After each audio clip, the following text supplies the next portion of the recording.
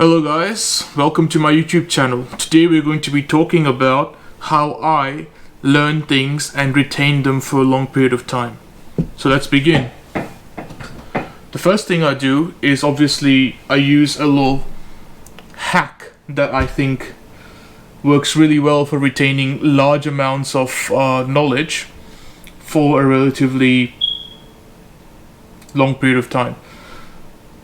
The thing about medicine is that you will be expected to have a very broad breadth of knowledge, but at the same time as that, you will also be expected to have significant depth of knowledge for every single different topic that you're going to come across. And the sad truth about that is, when you just pick one topic in medicine, you end up with a book like this. This is Grey's Anatomy, the full-size book. It contains as much detail as I have no idea who would need, but if you want to find something out, it's in here most likely, especially in the category of anatomy. Many people spend PhDs going through chapters of this book, and it's completely unfeasible for a medical student to study this book in its entirety within the first few years of medical schooling, especially given that we have other subjects to worry about as well, in particular things like physiology and biochemistry and pathology, all of which have their own associated humongous textbook. In fact, I'll show you. Okay.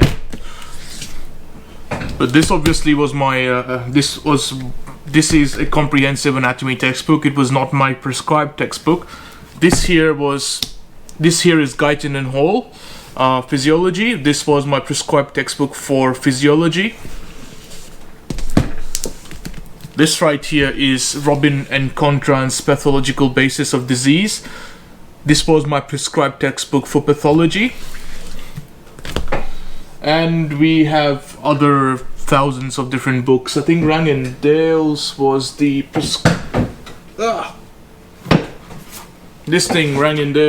prescribed textbook for pharmacology, for example, and so on and so forth. As you can see, the girth is increasing quite exponentially here. It's unfeasible to ask any human being to read all of this in a 2-year period, which is what the preclinical course entails, which is we often cover in its entirety the different, probably not in its entirety, we cover in exquisite detail the anatomy, physiology, pathology, pharmacology, biochemistry, genetics, immunology, microbiology, of a very broad range of things, right? It's very unfeasible to expect anyone to be able to read all of these textbooks. It's just gonna take them forever, especially if you're a slow reader. Okay. I'm back. So, the way I study any topic is through a tiered system where I like to do something known as, first of all, priming my brain to retain the knowledge, priming my brain to accept the knowledge in the first place. And you can prime the brain by doing various things. There are different ways there are different people online are going to tell you different things. In my case, I prime my brain by reading a brief summary of whatever it is I'm going to talk about, right? So in this case, let's prime our brain on cardiovascular anatomy. So this is my primer book. It's called First Aid for the USMLE Step 1. I used this book extensively in my first few years of medical schooling and also my third year of medical schooling. And it was great. It has a lot of very, very pertinent information displayed in very, very easy to remember ways. It's basically a very good summary book. This book in its entirety is first, second, and third year of medicine condensed. But obviously this book has its problem because it's a summary book.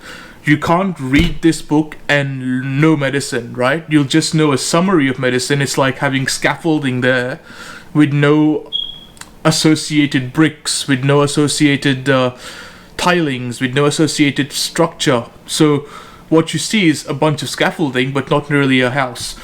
To build a house, you need to add more details. You need to add the bricks, you need to add the wood, you need to add the tiling, you need to add the flooring, you need to add the bathroom, the beds, the cupboards, the closets, the appliances and things like that. And those things come from increasing detail. But obviously, as we're building houses, we don't start off by putting a kitchen, right? We start off with the scaffolding. So this here is a scaffolding. So let's open up to, let's say, cardiovascular anatomy, cardiovascular system. And I consider embryology to be part of anatomy because it's basically developmental anatomy, right? So let's see how many pages we have here for anatomy of the cardiovascular system. So 1, 2, 3, 4, and that's it. Yep, so 1, 2, 3 and 4 pages worth of really condensed stuff that is relevant to cardiovascular anatomy.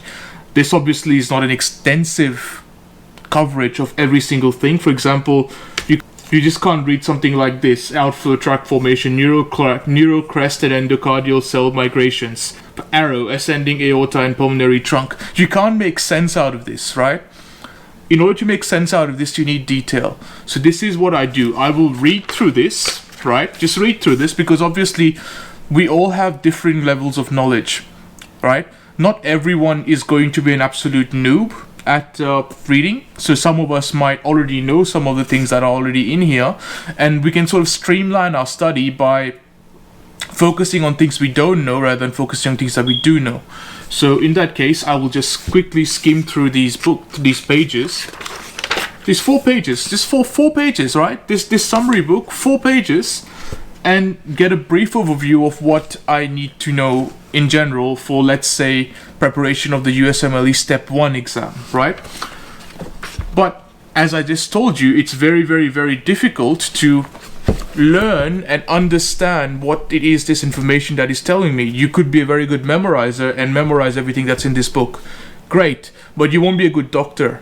What you will be is a great memorizer who just knows snippets of stuff which they cannot use in the wider context of things. So this is where you sort of expand. So you've primed your brain, you've given your brain the scaffolding. Now it's time to start putting in a bit of plaster, maybe a few bricks or here and there, right? A few plasters, bricks, and we're going to start to increase the level of detail. So now we're going to project, okay? So we're going to project a few more details onto our scaffold. And for that, you would use something like this. This is a slightly thicker book, right? This also covers anatomy, as it says anatomy.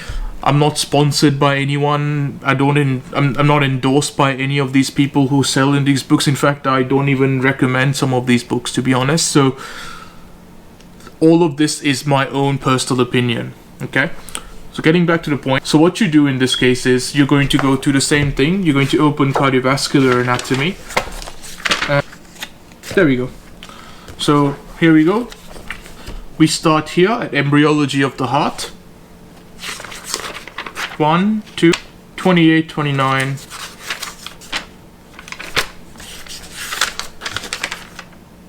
Let's go with 29.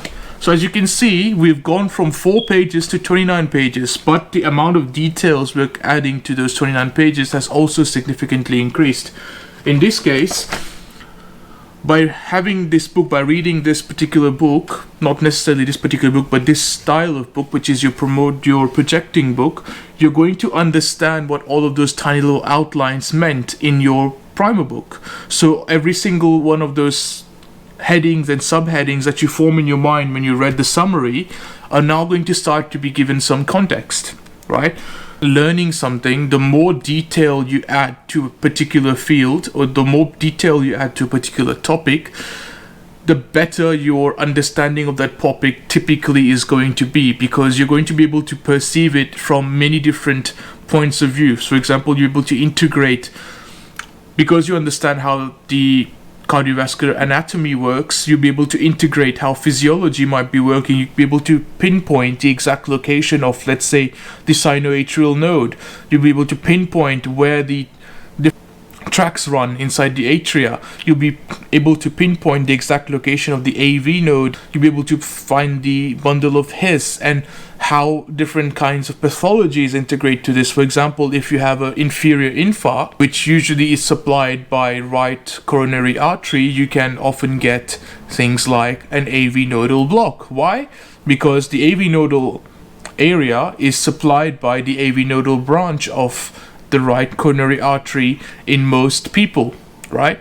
So this is how you can sort of integrate different topics and sort of get a better understanding. And this only comes by adding and projecting more detail to your knowledge. You can't learn medicine in isolation. It has to be conceptual. So now we've read through this and now we understand to some degree what the heart is, what the anatomy of the heart looks like, what the different chambers do, and we usually by this point in time have enough knowledge to go forward. In fact, if you're preparing for the USMLE Step 1, most people are going to tell you that having a review book like Kaplan and your USMLE First Aid is going to be more than enough to prepare for anatomy in that case. And that's great, but once USMLE is done, you're very likely going to forget everything you just learned, or a vast majority of what you just learned, because the framework you built is still very weak, right?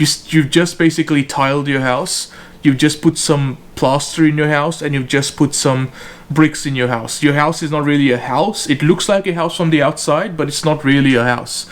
To make it a house, you have to make it your own. You have to put in the appliances, you have to put in your furniture, you have to put in your decorations, that little vase your mom loves so much, your lighting, your electrical work, and all of that. All of those things are additional details, right? They're additional details from not necessarily this topic, they could be from other topics, and that's how you sort of is complete. It's beautiful. In fact, you'll be able to know exactly where everything is. You'll know exactly where the kitchen is. You'll know exactly where the 3 bedrooms are. You'll know exactly where the bathroom is, and in the bathroom you will know exactly where to find the sink, exactly where to find the toilet, exactly where to find the shower head, right? But all that only comes when you have all of the details present, and there's no getting away from it. To get those details, you will have to learn, right? And the best way to learn is to read. Of course, you can use other sources of information, such as you can use videos. There are lots of great video lectures available on YouTube for free. There are lots of paid resources as well available online. And they all do a great job at doing this, which is projecting. So they help expand your summary knowledge into a slightly more detailed knowledge. So now you've got something that no longer looks like a scaffolding, it looks more like a house. But in order to make your house your own and to know exactly where all the different parts of the house is, you need to start adding in the furniture. And this is where the slightly thicker book comes in. These books are not there just for show, right? These books are there to be read, and there's a reason why they're written. Most medical students nowadays spend practically no time reading these textbooks. They will just go on Wikipedia, which surprisingly has pretty decent content nowadays. Like, it's mostly peer reviewed. A lot of the stuff is actually quoted directly from articles which are from peer reviewed journals, and it's funny how far Wikipedia has come in the last few years, but I digress. Now let's go to the cardiovascular system. In this obviously being a thicker book will have slightly more detail of the cardiovascular system. Let's go to pericarditis. I think that's where it would start. This book is slightly less structured than the others because, of course, you can't just look at the different components of the mediastinum separately. You can't just look at the different components. The heart and the lungs are quite intrinsically related, and very often than not, you'll find that if one of them goes wrong, the other also follows suit very quickly. For example, if you have left ventricular failure, you can very often end up acutely with fluid overload in your lungs, and you get something known as acute pulmonary edema, right? The etiology here is not in the lungs, the etiology is in the heart, but the lungs are affected because the heart is not working. and vice versa. So there you go, you've got the different pictures of the heart. I think everything in the rest of the thorax is heart related, so that ends up being approximately 40 pages, which is double of what we had before. And once you've read this, obviously you don't have to memorize everything that's in this, but this helps build upon your previous levels, right? So your project builds upon your prime, and your paint, I forgot to call this layer, I call this the paint layer, with the analogy of a painting. For example, you draw an outline first, then you're going to project your basic detailing, and then you're going to paint on top of them the details that you need. Yeah, as I was saying, you don't need to memorize everything that's in this book. In India, I think they do expect you to memorize these big heavy textbooks for reasons that still don't make sense to me, because the vast majority of the stuff in this textbook is completely unnecessary for clinical practice. Very good for conceptual understanding, but very unnecessary for clinical practice. You're much better off spending that time learning about clinical medicine, learning about pathology, but at the same time, it's a good idea to have curiosity and to ask yourself questions of how you can figure things out by first principles, because you become a doctor. I'm not a doctor yet, I'm still finally a medical student, but I've noticed that my method of figuring things out has changed significantly compared to what I was like in first year, for example. In the 5 years that I've been in medical school, I've gone from someone who basically was figuring everything out from first principles, so actually going backwards to the very basis of things and trying to work things out from there, to applying algorithms to the way I'm thinking. For example, patient presents with chest pain. I have to rule out heart attack, I have to rule out pulmonary embolus, I have to rule out pneumothorax, I have to rule out all these things. So I'm ruling things out as opposed to ruling things in, right? And this is basically what ends up happening as you become more clinically senior. You become more and more able to understand different trends. You can often see a patient and know exactly what problem they have, but that comes with increasing experience, obviously, because by that point your ability to understand disease presentations will be amazing. We started off with the scaffolding, we started off with the frame of the house, we added the tiles, we added the plaster, we added the bricks. With this book, we've added the rooms, we've made the rooms distinct from each other. We know now which room is a bedroom, which room is a bathroom, which room is a kitchen, which room is a living room. Now we're going to make this house our own. Now in the bathroom, we're going to go inside the bathroom and we're going to place our sink. We're going to place our toilet. We're going to place our shower. This gives you a very detailed picture of everything. You don't need to memorize where all of these things are. You just know because you've been there so many times. So to do that, you paint in the last little bit of detail with this. I'm going to be completely honest with you and tell you I have not read this book in its entirety. I am not that insane yet. I do plan on reading this book in its entirety potentially over the course of my lifetime, but the amount of detail that's in this book is ridiculous, and it's a very good place to build upon those extra little final details. Obviously, you guys are probably broke. I'm broke right now. Thank you, coronavirus, for making me broke. But these books cost money. Obviously, it's impossible for you guys to acquire 4 different books which may cost upwards of $1,000 combined, and I understand that. Like, I'm a loner, I don't have a girlfriend, so all the money I would have spent on a girlfriend I end up spending on books, so yay me. But I'm pretty sure you guys are not loners like me, and you probably are having a life as opposed to not, so you can apply those particular principles that I talked about with the different book tiering system with just the one book. I'll show you how. So let's, for example, take this, right? Let's start off with this book. It's not the thickest, it's not the thinnest, well, technically it is the thinnest, but in terms of content, if we were to distill down this book into just anatomy, it will be just a few pages.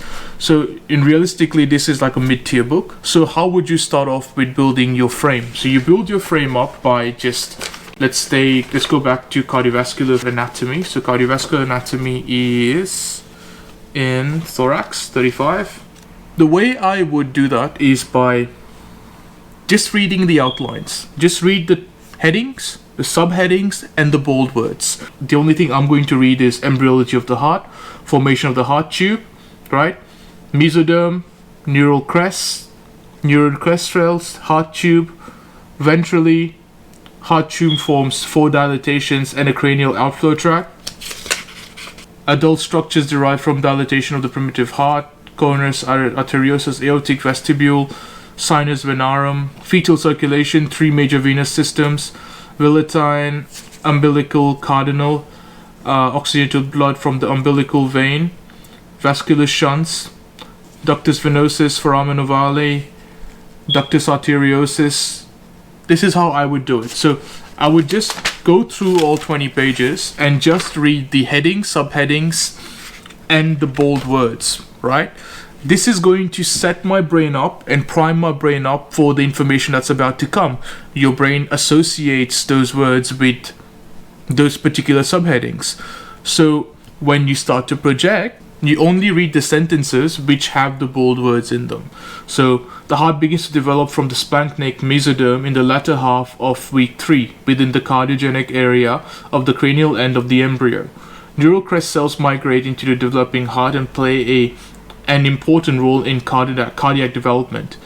The cardiogenic cells condense to form a pair of primordial heart tubes which will fuse to form a single heart tube.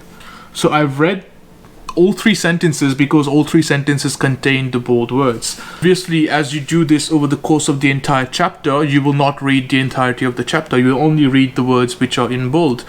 And this will give you context around what those bold words mean. The bold words are bold because the author, in this case James White PhD and David Seiden PhD, want you to focus on, right? These are things that are important. They want you to take away these bold words and the understanding of these bold words from the book. A lot of the remaining paragraphs are focused around making sure that you understand what these bold words mean. It's just additional fluff, right? So now you've projected, now you understand vaguely what these headings and subheadings mean. So you're now at the level of you've built your foundation, you've built your house, so you've put in the tiles, you put in the roof, you put in the bricks. Then we've moved on from that and we've added in our rooms. We know exactly which room is a bedroom, we know exactly which room is a kitchen, we know exactly which room is a bathroom. Now we're going to go ahead and actually fill in the remaining blanks and actually just personalize our house to our own liking. So we're going to actually, in the bathroom, place the sink, place the toilet, place the shower, place the toothbrush holder in the right place all the other things in the right place, so that how many of you actively memorize where exactly your toothbrush is in your bathroom, for example? I'm assuming none of us do. If you do, then I'm sorry. But the vast majority of us don't. But we just know it because we've seen it so much that we have understood it. We know how to understand where everything is just based on context.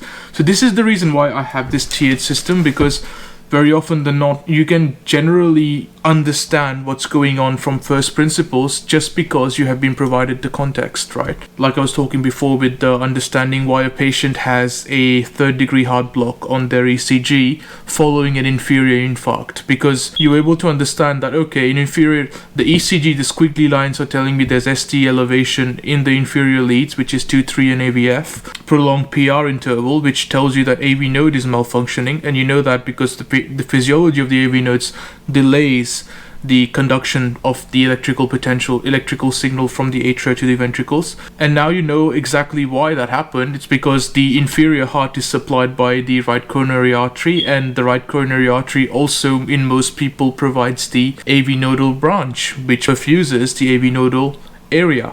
Therefore, if you occlude the right coronary artery, you're going to end up with a AV nodal infarct. So if you infarct your AV node, you're going to have an heart block because you can't conduct the electricity from the top of the heart to the bottom of the heart. Just seeing the context allowed me to figure out by first principles what went wrong. This is why I advocate for this particular learning style a lot.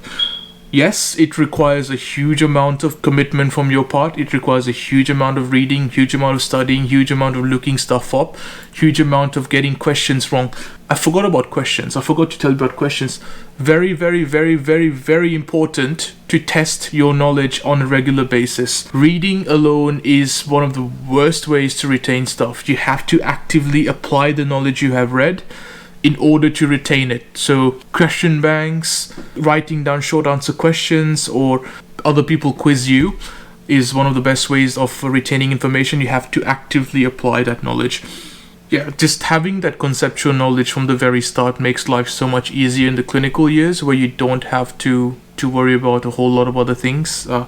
Like you don't have to go back and find out why the ECG is the way it is. You don't have to relearn the surface anatomy of the heart. You don't have to relearn the arterial supply to the heart. You don't have to relearn the different things. If you just set up a good foundation from the beginning, everything going forward is easier. I hope that makes sense. It's something that I took a very long to understand myself, and then again, I don't consider myself to be knowledgeable by any means in medicine or anything else in life for that matter, because you're forever learning. This is one of the fields where you just can't stop learning. As you guys can see, I've got this massive library of books here. I've read most of them, but I don't know most of them. I have vague ideas of things, but I don't understand everything in its entirety. It takes a lifetime to understand the content that's in every single one of these books. Every single chapter of every single medical textbook can be a PhD in itself. Be humble. I'm sorry this video probably was all over the place. If you found it helpful, please do leave a like and comment. I do plan on releasing more medical related videos in the future, especially stuff of how to study and things like that, and how to be productive, how to make the most of your free time. I know many of us have just wasted our coronavirus timings. If then you would like to be productive, you can watch one of my study videos where I basically recorded myself studying for a few hours. That's what I do now. I motivate you guys, okay? That's pretty much it from me today, and I'll catch you in the next video. Bye bye.